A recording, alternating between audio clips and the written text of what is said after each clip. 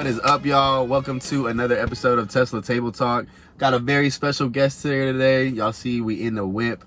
Really excited about today's episode. I got my boy Gabe Esquivel, one of my first friends when I moved to North Carolina back in 2013. My day one boy, been rocking with me for about 8-9 years now. It's crazy that it's been that fucking long, but it's been great. So recently got a Tesla, got a Model 3.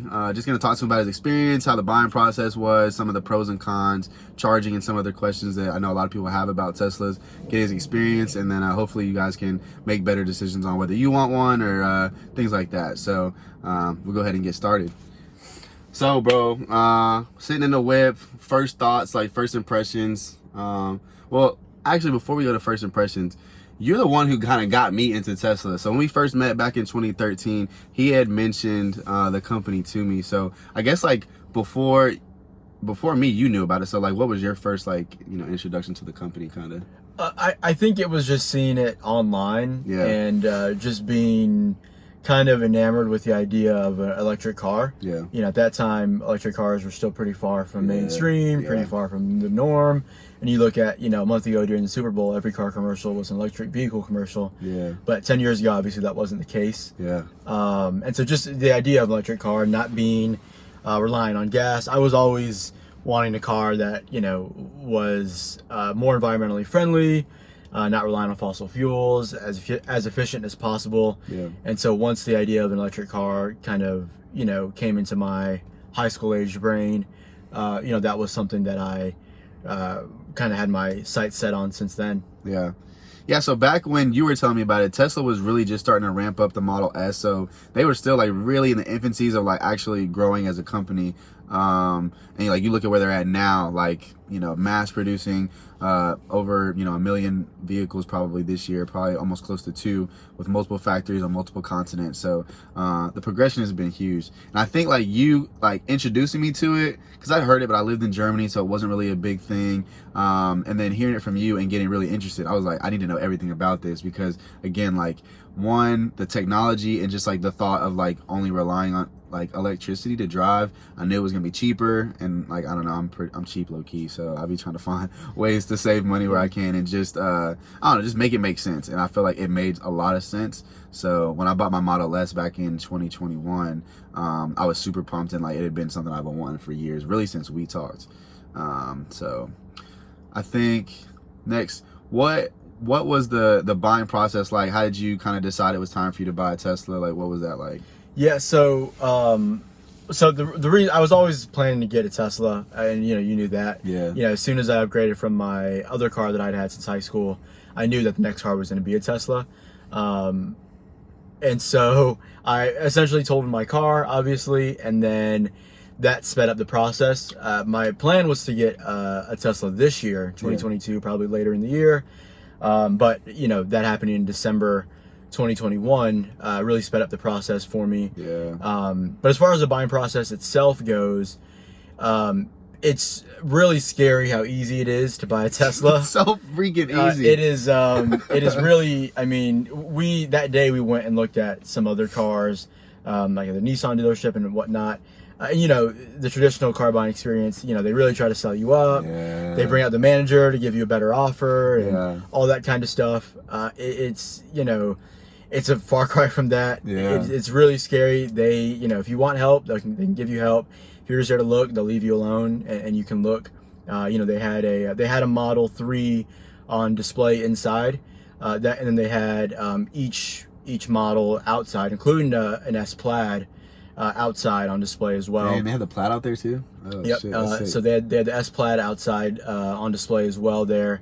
Did you go to the one right here in Raleigh? Yeah. Okay. So we went to the store here in Raleigh, and they're always packed out anytime you drive by. There's all the parking spots are full. They have to go to the grass on the side of the road with Teslas. Yeah. So it's always cool to see.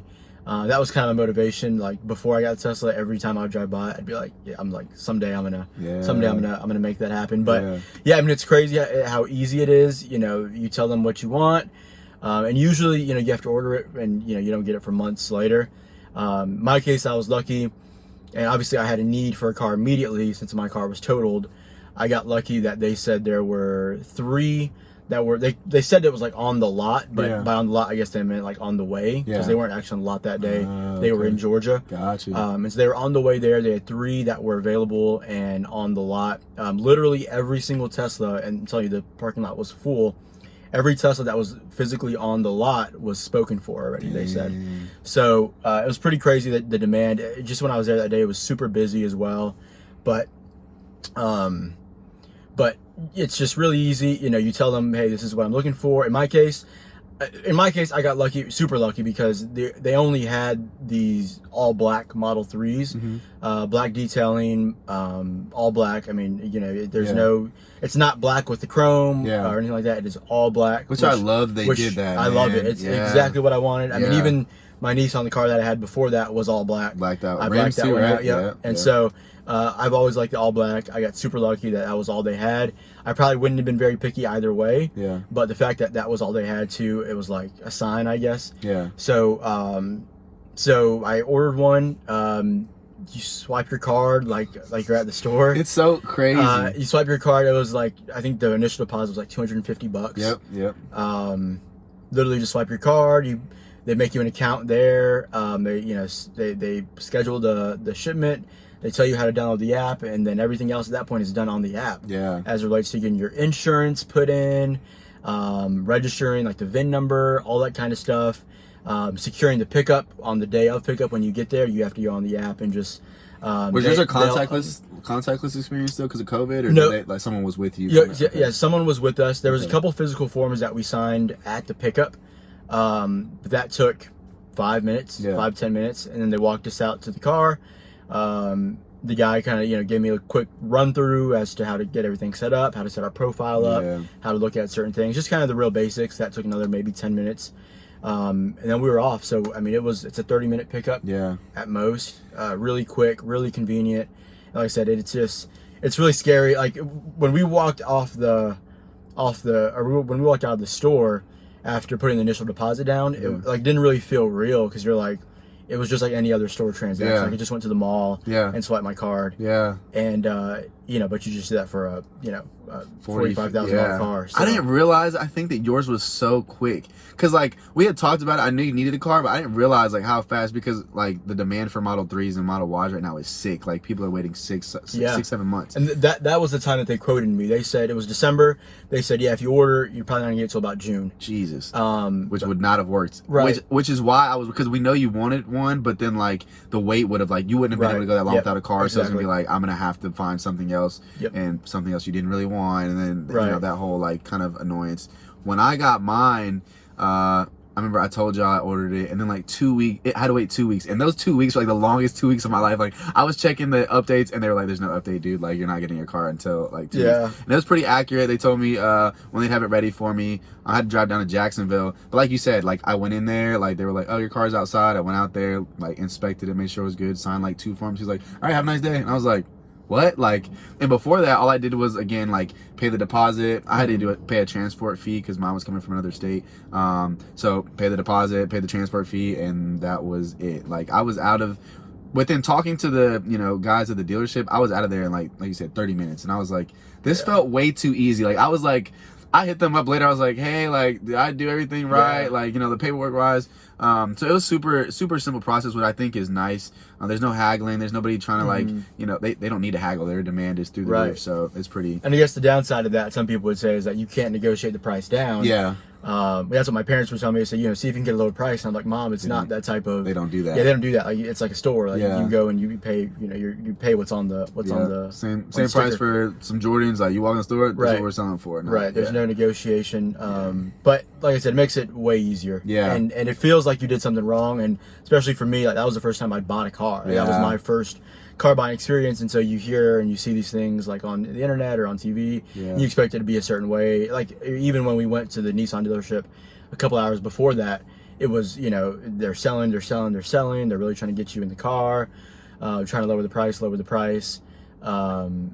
and they gave me certainly a good deal that was hard to pass up, but I knew I had to go to the Tesla store and just see what they had before I committed to anything. And so obviously I'm glad I did. I never went back to the Nissan dealership after that. So peace. Yeah, no, that's awesome. I'm sure it's been a great experience. So as far as like pros and cons so far, you've had it since for what, about three months and some change. So we just looked at his mileage. He's put about 6,700 miles on it this year so far. So that boy been driving. So I guess so far, if you have any pros, and then I guess we talk about cons too, just for people who like are thinking about getting one. Yeah, well, definitely the biggest pro at this current moment, as I'm sure many people will realize, is that the gas prices are out of this world right now. So I definitely feel good about the timing of it. Nonetheless, you know, there's a gas station right on the corner from where I live here, and it's I think at its peak was like $4.25, and so yeah, driving past that and not having to worry about it, and really only looking at gas prices just to see what they are, just to kind of laugh. Yeah, just to kind of laugh. That's been really nice. My charging is usually done here at home. I don't, you know, the last month or so I haven't been driving a whole lot as much, and so I can get by with really just driving at home. My commute to work is typically short if I'm not working from home. So I don't have that need to drive as much anymore. So that's really nice, is not having to worry about gas prices, not having to worry about oil changes. At this point, I probably would have had to already get an oil change if I was in a gas vehicle for 3.5 months with the mileage that I have. Yeah. So, you know, that's, you know, already right there, hundreds of dollars that I've saved. I did the math. So I drive a fuck ton, but like I drove like 25,000 miles in the first year, and in that 25,000 miles, the only thing I did was change my tires. I bought a used car, and so I think the math ended up being like over $2,000 between gas and oil changes, and that's like being generous for like the gas prices too. I didn't factor in, like, I think the average gas price I picked was like maybe around $3, or maybe like around $3, because like in a car like that you'd want to put premium or something, or so something comparable. And I think I saved around like over $2,000, like just in a year. And I drive a lot, but still. And that's exactly what I did when I was looking at getting the Tesla. Is I looked at all my expenses on gas for last year, and just gas alone was about $2,500. Sick. And that doesn't count oil changes, which I had to do more often because you're driving more. So it was probably close to $3,000 total. Yeah. And so at this point, you know, that breaks down to, you know, just over $200 a month. Yeah. So, you know, you take that 3.5 months, you know, plus an oil change, that's almost $800 at this point that I've saved already just off of that. Yeah. So that's obviously the biggest pro. And another pro is that, you know, it's a luxury vehicle. It's, you know, it's really nice. It's sleek. It's really smooth. The aesthetics, at least to me, are very nice. It's got the wood grain on the dashboard. Yeah. I'll show you guys the interior a little bit after we finish up. But it's got the wood grain, which is super nice. It feels high quality. Yeah, and even in, like, you got a 2022, so they really, like I said, the one I test drove in 2019 was really nice, but they've done a lot of improvements to the interior.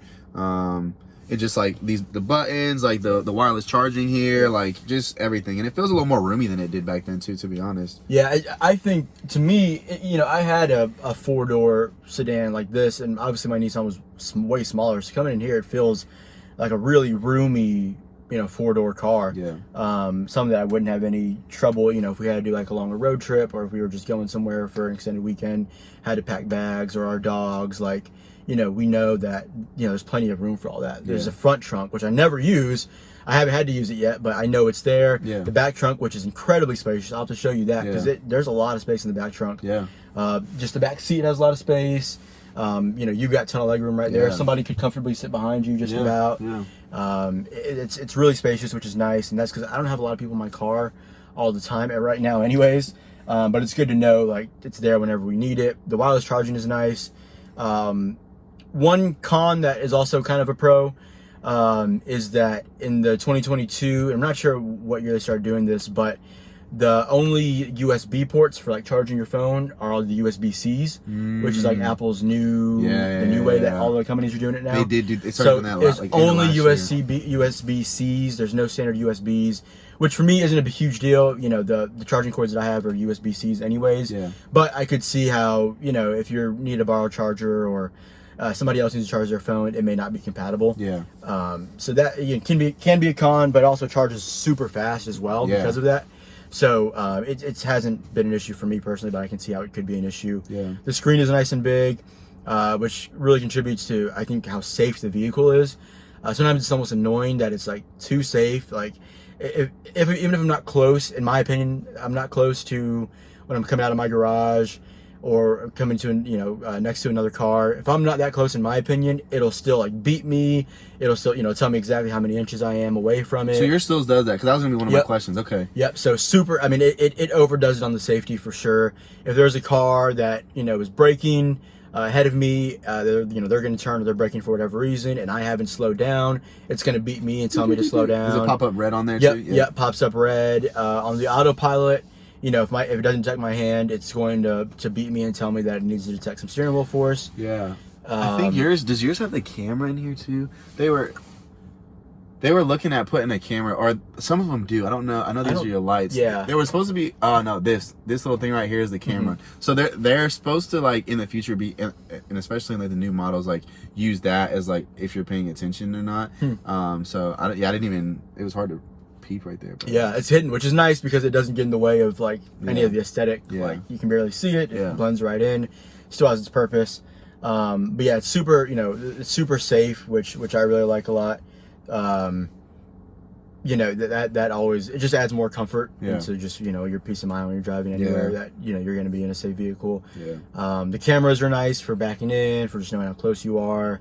The side pillar cameras, the back camera, it's just kind of anything you need, you've got. When I'm charging, I can play Sudoku, or I can play solitaire, whatever the case may be, or I can watch Netflix on the big screen here. Yeah. So it's really nice. I also like, kind of an underrated thing, it's really easy to regulate the temperature, whether it's hot or it's cold.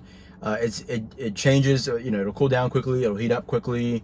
Doing it from the app before you get in the car really helps too. But even if you don't, the temperature will change quickly, and it's easy to get to a comfortable temperature. I know, like with my wife's car, she has a Jeep.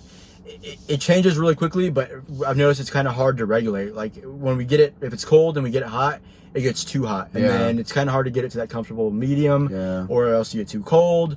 And I've noticed that some cars are like that, where it's just hard to regulate and get a comfortable spot. But with the Tesla, I think it's really easy to manage. It's got like 10 levels of fan speed, which is really nice. Most cars have like 3 or 5 that are more broad, but this you can get really specific with how you want the fan and the heat or the coolness to come out. And it's the bar too, so it's like not like little vents that you gotta and you can adjust with the screen, you can adjust the airflow, which is really dope, like, and how you want it to come out of the vents. And then I would say the main obvious con is just somewhat the inconvenience of having to charge if you're on a longer trip. If you're planning a trip and you have to, plan, okay, well, I need to make sure I'm going to be, supercharger's going to be on the way. I have to, leave an extra 30 minutes to spare so I can spend that 30 minutes at the supercharger. So that is definitely the obvious inconvenience as it pertains to comparing against a gas vehicle. You're not just going to go and fill up in 5 minutes and be on the way.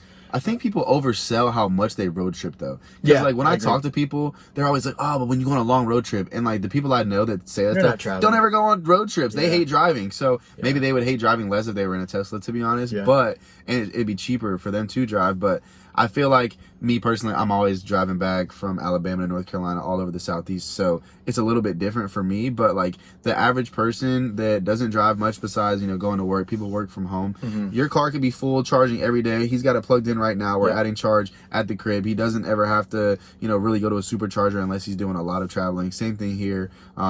It's not like we're driving 30 minutes out of the way all the time to find it. And the Tesla navigation system does a really good job of hey, I'm going on a 5-hour road trip. It'll tell you where you need to charge, how long you need to be there, how many stalls are open there, if any of them are broken, what the speed is, like if any of them, like what the amenities are around there. So it's not like, it's a very well thought out system. And honestly, they put the chargers in good locations where you can get food, go shopping, do other things. It's as convenient as it can be. I think right now. Exactly. And they're really always off major highways. So here in North Carolina, they're always off 95 or 40 or 70.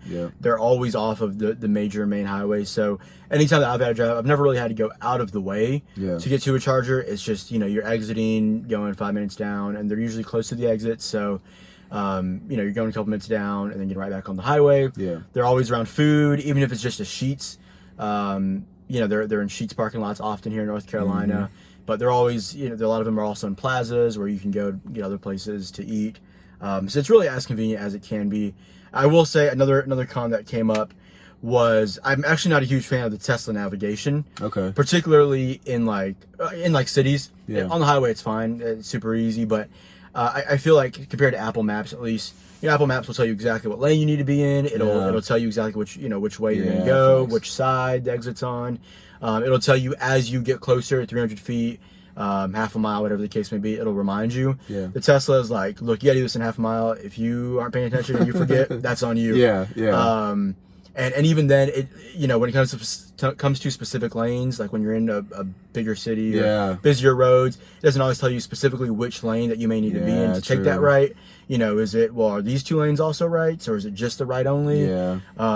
It's not great with that. That would probably be my other complaint with it. So usually I never use the Tesla navigation unless I'm putting it onto a charger. Yeah. So it'll precondition the battery. And even then, I will typically also have the Apple Maps up to the charger for the actual directions. That's just more for preconditioning. Okay. Yeah, I can see that. I think I didn't even realize that it's like that, because I typically only use the navigation in there because a lot of times it'll just tell me, I'm going to the same place a lot of times, so I know how to get there. If anything, it's more just for the charging information. Yeah. But like, one thing I think that they would really, get a lot of good feedback for is if they integrated like Waze or Google Maps and made that like, part of it. Especially Waze. I see on Twitter all the time people asking like, "Yo, Elon, when are we gonna get like Waze integration into the Tesla navigation?" Because if we saw those little, and I feel like it'd be super easy to like integrate into the system. I don't know if there'd be licensing or whatever, but or his respectfully, his ego might be too big to have another company into his stuff. Yeah. So he may just try to do his own version of that. Yeah. They want to do all the vertical integration and do everything themselves that they can, save money. But for products like that, I think it'd be good. Yeah, I agree. One pro that just came up as well that I really like, really underrated. I had no idea until I was in the waiting for my Tesla and watching a bunch of videos on YouTube that you sent me. And stuff that was related is switching from reverse to drive. In normal gas car, you have to put it in, you don't have to put it in park, but you have to fully stop, change the gear and go. As long as you're under 5 miles an hour, you can switch from reverse to drive, and it's really smooth. It'll if you're going from drive to reverse, it'll give you a couple inches and then go back. It's not like it's not jerky. It's not jerky. So that was gonna be my biggest thing. The performance and just driving it is such a good experience. It's not herky jerky. When you press the pedal, I'm sure you realize it as soon as you got it, you're gonna go, and you're gonna go until you don't want to go, and you take your foot off the pedal, and then it slows down. I think the regen braking and just the whole driving experience. We definitely can't not talk about the regen braking. That is huge. It takes a couple days to get used to coming from a gas vehicle. Because it's so different. You're used to being able to take your foot off the gas and you're still rolling, you're still going. But I personally like it a lot more than the gas way. Regen braking, to me, it feels like you're in control more. So you can really, you can accelerate, decelerate as you're turning, as you get on the highway, as you're exiting, as you're shifting between lanes. You can accelerate just to get right in that perfect spot, get over. It feels like you're more in control for sure, and it's so smooth. That is a huge bonus for the overall driving experience, and I rarely have to use my brake, which is super nice. It's going to keep the brake pads cleaner. That's just going to be part of having to get your car serviced less often. Services won't have to be as in depth because, for example, I'm not going to be replacing my brakes as often as I would be maybe with a gas powered vehicle. So that is a huge. I love the regen braking. I hate when it's cold and the regen braking is limited, and they don't. It doesn't work as often when it's colder. I will say if you're in a really cold area, I don't know if this will be the best car. Just because I feel like, and usually once you're driving for a mile or two, it'll get back to normal, but. I do notice that when it's cold, the battery will drain a little bit quicker. And then, like I said, the regen braking will usually take a little bit to kind of get back rolling. If you're starting the day and it's cold, if it's 30 degrees, regen braking needs a couple miles to kind of get going. But I love it. So there's definitely things that are good, bad. We talked about a lot of those things. I'm a huge fan of the cars, the company, the technology, and all that stuff. Obviously, none of it's perfect. It's something that you have to make your own decision on. We both had pleasant experiences. Hopefully, we can get you guys more videos. I think before we end up, I'm gonna end up throwing a little kind of tour of the vehicle in just so you guys can kind of see the interior of the newest Model 3s. And then, you know, hopefully you guys are able to make a better educated decision. But, you know, sitting with my boy talking about Tesla and, you know, thinking back to, 8 years ago when we first started having these conversations, and now, you know, both able to kind of experience it for ourselves has been pretty dope. So appreciate you hopping on the channel, bro. Yeah, hey, another episode down. Appreciate it, man. Always up. Peace.